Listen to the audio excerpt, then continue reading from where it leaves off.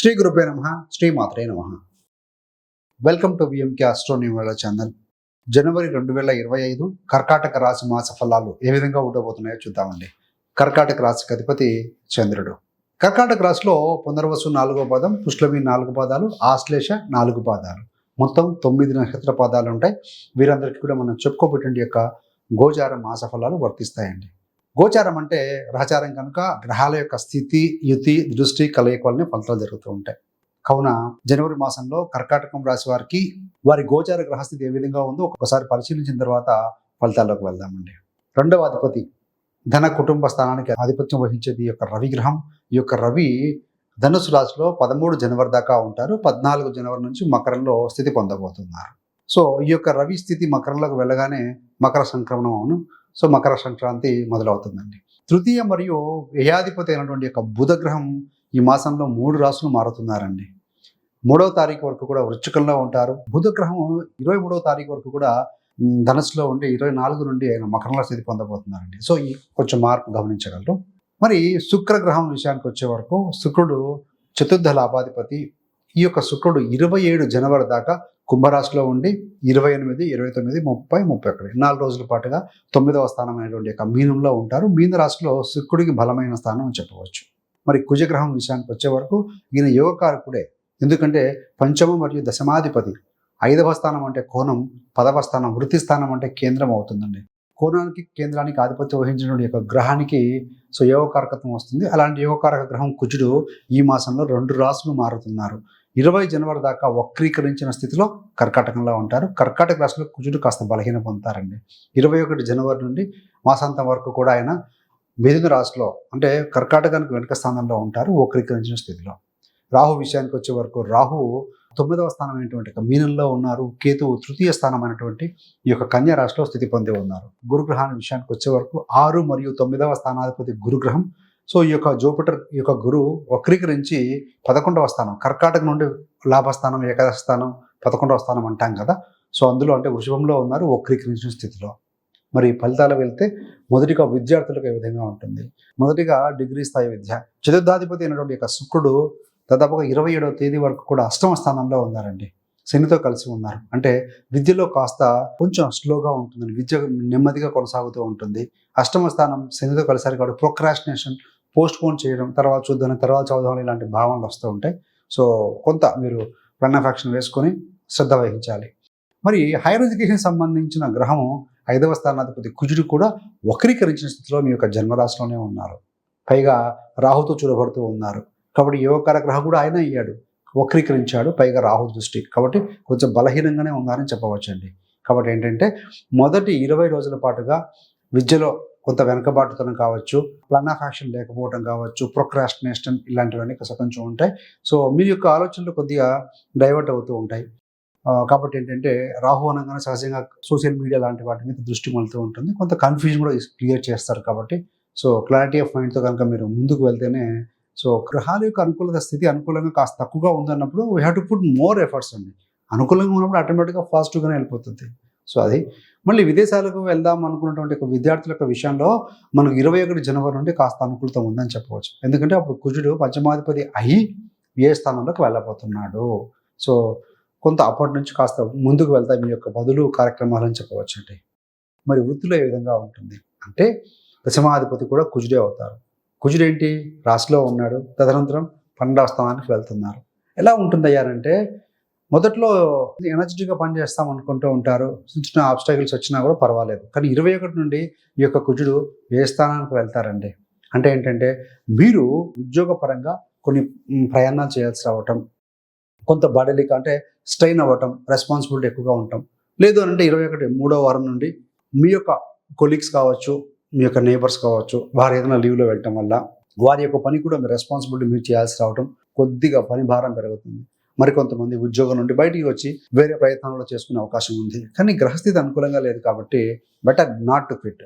మీరు క్విట్ చేసి బయటికి వచ్చి ప్రయత్నం చేసుకునే దానికంటే కూడా అవకాశం ఉండి క్విట్ కావడకపోతే కనుక ఉద్యోగంలో అనుకూల పరిస్థితి లేకపోతే సో కీప్ ఆన్ అంటే మీరు అందులోనే వర్క్ చేస్తూ మీ యొక్క అన్ప్రొడక్టివ్ టైం ఏదైతే ఉంటుందో ఆ ప్రొడక్టివ్గా నేను మార్చుకొని ఏదైనా ప్రిపేర్ అవుతూ ఇంటర్వ్యూస్ అటెండ్ చేస్తూ ఉండి దెన్ మీరు క్విట్ చేస్తే మంచిదండి. అదర్వైజ్ ఈ మాసంలో గ్రహస్థితి అనుకూలంగా లేదు కాబట్టి don't quit by yourself. మీకై మీరుగా బయట రావడం కరెక్ట్గా కనబడట్లేదు. మరి వ్యాపారంలో ఏ విధంగా ఉంటుంది? సో ఇక్కడ వ్యాపారాధిపతి అయినటువంటి యొక్క శనిశ్చరుడు అష్టమ స్థానంలో ఉన్నారు. అదేవిధంగా శుక్రుడితో కూడా కలిసి ఉన్నారు. చతుర్థ లాభాధిపతి అంటే కొంత వ్యాపారంలో ఆదాయం అయితే ఉంటుందండి. లాభాధిపతి కూడా ఆయనే కదా, సో బాగానే ఉంటుంది, పర్వాలేదు అన్నట్టుగా ఉంటుంది. అదేవిధంగా వ్యాపారం అంటే సహజంగా తృతీయ స్థానం కూడా చూస్తాం. 3 మరియు 11. 11వ స్థానం శుక్రుడు కూడా అక్కడే ఉంది, పర్లేదు. తృతీయాధిపతి ఏదైనా 6వ స్థానంలో ఉండి 12 చూస్తూ ఉన్నారు. ఏదైనా ముందుకు వెళ్ళి ధైర్యంగా కొత్త ప్రాజెక్ట్ స్టార్ట్ చేద్దాం, కొత్త బ్రాంచ్ ఓపెన్ చేద్దాం, కొత్త ప్రోడక్ట్ ఏదైనా కొంతమంది తీసుకుంటున్నారు, హోల్సేల్ కానీ రిటైల్గా తీసుకుని కూడా దాన్ని మార్కెటింగ్ చేద్దాం అనుకుంటూ ఉంటారు. అలాంటి వాటికి మాత్రం కొంచెం ధైర్యం సరిపోదండి. సో బెటర్ కంటిన్యూ పాత సిస్టమ్ని కంటిన్యూ చేస్తూ సిస్టమేటిక్గా ముందుకు వెళ్ళటమే మంచిదిగా కనపడుతుంది. మీ యొక్క వ్యాపార స్థానంలో కూడా మీరు మీ యొక్క జీవిత భాగస్వామి అంటే స్త్రీలు అయి ఉంటే వారి పేరు మీద కావచ్చు, లేకుంటే మీ యొక్క వ్యాపార ప్రాంతంలో స్త్రీలు కూడా మీకు సహకారం అనేది ఉంటుంది. సో దాని ద్వారా కూడా కొంచెం వ్యాపారం ముందుకు వెళ్తుంది అని చెప్పవచ్చు. ముఖ్యంగా స్త్రీ సంబంధమైన సాధనాలు, ఐటమ్స్ కావచ్చు, బట్టలు, ఇంటీరియర్ డిజైనింగ్, ఎలక్ట్రానిక్ అంటే వెహికల్ సంబంధించి ఈవీ వెహికల్స్, సో ఇలాంటి వాటిలో కొంత సుగంధ ద్రవ్యాలు, పర్ఫ్యూమ్స్, ఇలాంటి వాటిలో కొద్దిగా బాగానే ఉంటుందండి. బ్యూటీకి సంబంధించిన ఐటమ్స్ కూడా వ్యాపారంలో బాగుంటుంది. మరి ప్రేమ చూసుకుంటే ప్రేమ పంచమాధిపతి కుజుడు ఆ రాశిలో బలహీనపడి మళ్ళీ వ్యయానికి వెళ్తున్నాడు. ఈ మాసంలో అంత అనుకూలత లేదని చెప్పాలండి.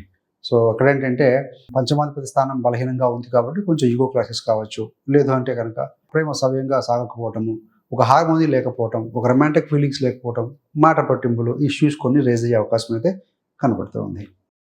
మరి ఇన్వెస్ట్మెంట్ పరంగా చూస్తే ముఖ్యంగా ఇక్కడ ఏంటంటే short trading, short term gains ఇలాంటివి ఉంటాయి. ఇలాంటి వాటిలో కొంచెం రిస్క్ తీసుకోకండి. కర్కాటక రాశి వాళ్ళు ఈ మాసంలో కొంత అనుకూలత తక్కువగా ఉంది. ఒకవేళ మీరు ఇన్వెస్ట్ చేద్దాం అనుకుంటే 9వ స్థానంలో ప్రతి గురుగ్రహము వక్రీకరించినా కూడా లాభస్థానంలో ఉన్నారు కాబట్టి సో లాంగ్ స్టాండింగ్ పెట్టుకోవడం మంచిదండి. ఆప్షన్స్ లాంటివి, సో డే ట్రేడింగ్ లాంటి వల్ల మీరు కొంత నష్టపోయే అవకాశం అయితే కనపడుతుంది. మార్కెట్ కొంచెం ఫ్లక్చుయేషన్స్, వోలటిలిటీ బాగా ఉంటుంది కాబట్టి డోంట్ టేక్ మచ్ రిస్క్. ఇది ఒక సూచనగా భావించండి. మరి ప్రాపర్టీ సంబంధంగా చూస్తే చతుర్థాధిపతి అయినటువంటి యొక్క శుక్రుడు అష్టమ స్థానంలో ఉన్నారు. సో ప్రాపర్టీ డీలింగ్ విషయంలో ఏదైనా మీరు థర్డ్ పర్సన్ని మధ్యవర్తి ఏజెంట్ ద్వారా వెళ్ళినప్పుడు కొంత ఆచితూచి వ్యవహరించండి. అన్ని రకాలుగా పేపర్ డాక్యుమెంట్స్ కానీ ఇవన్నీ కూడా కరెక్ట్గా ఉన్నాయో లేదో చెక్ చేసుకొని ముందుకు వెళ్తే మంచిది. సో దీని తర్వాత ఏంటంటే మనకు మాసాంతంలో చివరి 4 రోజులు ప్రాపర్టీ సంబంధంగా అనుకూలత ఉంది. సో కొంతమంది జనవరి 27వ తారీఖు వరకు కూడా ఇంట్లో రిపేర్లు కావచ్చు, వాహన రిపేర్లు కావచ్చు, కొన్ని చవి చూసే అవకాశం అయితే, కొంతమంది సర్వీస్ చేయించడం, కొంత ఖర్చు కావడం లాంటిది ఉంది. మళ్ళీ వాహన సౌఖ్యం, గృహ సౌఖ్యం ఇవన్నీ కూడాను మనకు 28 నుంచి మాసాంతంలో పాజిటివ్గా ఉందండి. అప్పుడు శుక్రుడు యొక్క స్థితి అద్భుతంగా ఉంది కాబట్టి సో డెఫినెట్లీ మళ్ళీ మీకు అనుకూలత అనేది కనపడుతూ ఉంది. అదేవిధంగా శుక్ర రాహుల యొక్క స్థితి 9వ స్థానంలో ఉంది కాబట్టి సో శుక్రుడు రాహు లావిష్ పెరుగుతుంది, కొంత వృధా ఖర్చులు పెరుగుతాయి. ఈ మాసంలో ధనం కూడా కొంచెం టైట్గా ఉండే పరిస్థితి ఉంది. సోర్స్ ఆఫ్ ఇన్కమ్ కూడా అంతంత మాత్రంగానే ఉంది కాబట్టి బెటర్ లావిష్నెస్ తగ్గించుకోవడం, అవసరానికి నిమిత్తం ఖర్చు పెట్టుకోవడం ఉత్తమం అండి. శుక్ర రాహుల యొక్క స్థితి అనేది ఏంటంటే లగ్జరీ కోసం ఖర్చు పెట్టడం, స్త్రీల పరంగా ఖర్చు పెట్టడం లాంటిది కొంచెం గోచరిస్తూ ఉంది కాబట్టి so check your financial condition. ఆర్థిక స్థితి పరిశీలించుకున్న తర్వాతనే ముందుకు వెళ్తే మంచిది. మరి మీకు విదేశీయానం పరంగా చూస్తే విదేశీయానం పరంగా చేసే ప్రయత్నాలు ఏవైతే ఉంటాయో కొంత నెమ్మదిస్తూ స్లోగా ముందుకు వెళ్తాయి. ఎందుకంటే 7వ స్థానాధిపతి 8లో ఉన్నాడు, పర్వాలేదు. కానీ అదేవిధంగా తృతీయాధిపతి బుధుడు కూడా 6వ స్థానంలో ఎక్కువ కాలం ఉంటారండి. 4వ తారీఖు నుండి 24 వరకు కూడా ఆయన అక్కడే ఉంటాడు. తర్వాత మీరు చేసే ప్రయత్నాలు 24వ తారీఖు నుండి కొంత స్పీడప్ వేగవంతం అయ్యే అవకాశం అయితే బలంగా కనపడుతూ ఉంది. సో మొత్తం చూస్తే ఉద్యోగం, వ్యాపారం, సంతానం, ఇన్వెస్ట్మెంట్ అన్ని కూడా చూసాము. సో రెమెడీస్ హెల్త్ పరంగా ఏ విధంగా ఉంటుందంటే సో మీ యొక్క రాశిలో కుజుడు వక్రీకరించి ఉన్నారు, 21 నుండి వ్యయానికి వెళ్తున్నాడు కాబట్టి యోగకార గ్రహం బలహీనమై కొంచెం యోగం తగ్గుతూ ఉంది. మీ యొక్క రాశి మీద కూడా రాహు దృష్టి ఉంది. ఏదేమైనా కూడా 6వ స్థానం రోగస్థానాధిపతి గురుగ్రహము మీకు 11వ స్థానంలో పంచమాన్ని చూస్తూ ఉన్నారు కాబట్టి హెల్త్ ఇష్యూస్ రైజ్ అయినా కూడాను మీకు క్యూర్ కాబడతాయండి. సో మేజర్గా హెల్త్ ఇష్యూ అని కాదు కానీ బట్ ఏంటంటే షార్ట్ టెంపరు, గ్యాస్ట్రైటిస్ ఫామ్ కావటము, లేకుంటే కొంత ఎమోషన్స్ గురి కావడం, అంటే కొంతమంది బీపీ ఉన్న వారికి ఫ్లక్చుయేట్ లాంటివి కొంత మనకు అధికంగా కనపడుతున్నాయి. అదర్వైజ్ బాగానే ఉంటుంది. ఈ తృతీయంలో కేతు గ్రహ యొక్క స్థితి ఉండటం వల్ల ఆ తృతీయాధిపతి 6లో ఉండటం వల్ల ఏంటంటే చర్మ సంబంధం, స్కిన్ ఎలర్జీస్ కావచ్చు, ర్యాషెస్ లాంటివి, కొంతమందికి స్టమక్ కడుపు సంబంధం ఇండైజెషన్ కొంత ఫీల్ అయ్యే అవకాశం అయితే కనపడుతూ ఉందండి. సో ఇక్కడ ఏంటంటే మనం రెమెడీ పరంగా చూసుకున్నప్పుడు సో ప్రతిరోజు సుబ్రహ్మణ్య అష్టకం చదువుకోవటం, సుబ్రహ్మణ్య స్వామికి అభిషేకం చేసుకోవటం, సో దుర్గా అమ్మవారి ఆరాధన, అదేవిధంగా ఈ యొక్క 12వ స్థానాధిపతి 6లో పడ్డాడు కాబట్టి విదేశీయానం కావచ్చు, హెల్త్ పరంగా కావచ్చు, ఏదైనా ఎడ్యుకేషన్‌లో వీక్ ఉన్నా కూడా సో గోమాతలకి, ఆవులకి ఏంటంటే ఆకుపచ్చని బుధుడు అంటే గ్రీన్ కలర్ అండి. ఆకుపచ్చని ఆకుకూర కావచ్చు, గ్రాసం తినిపించడం ఇట్లాంటివి. బుధుడు ఇండికేట్స్ చిన్న పిల్లలు స్కూల్ గోయింగ్ చిల్డ్రన్ కూడా ఇండికేట్ చేస్తారు కాబట్టి వాళ్ళకి కూడా మీ సర్వ్. 6th అంటే సర్వీస్. సో సర్వ్ చేయడం వల్ల కూడా, హెల్ప్ చేయడం వల్ల కూడా కొంత బెటర్‌గా ఉంటుంది పరిస్థితులు అని చెప్పవచ్చు. సో మీకు ఇంకా 2025లో కర్కాటక రాశి వారికి ఏ విధంగా ఉండబోతుందని తెలుసుకోవాలనుకుంటే ఆల్రెడీ మనం గతంలో ఒక వీడియో రిలీజ్ చేసామండి. ఆ వీడియో యొక్క లింక్ కూడా మీకు డిస్క్రిప్షన్ ఇవ్వడం జరుగుతుంది. సో ఆ వీడియో గమనిస్తే కూడా సో మరికొన్ని విషయాలు మీరు తెలుసుకోగలుగుతారు. So thanks for watching. ఇలాంటి మరిన్ని మంచి మంచి వీడియోల కోసం VMK astro numerology channel subscribe చేసుకోగలరు. పక్కన ఉన్న బెల్ సింబల్ మీద క్లిక్ చేస్తే మీరు చేసే ప్రతి వీడియో కూడా నోటిఫికేషన్ ద్వారా మీ దాకా అందుతుంది. సర్వే జనా సుఖినో భవంతు. స్వస్తి.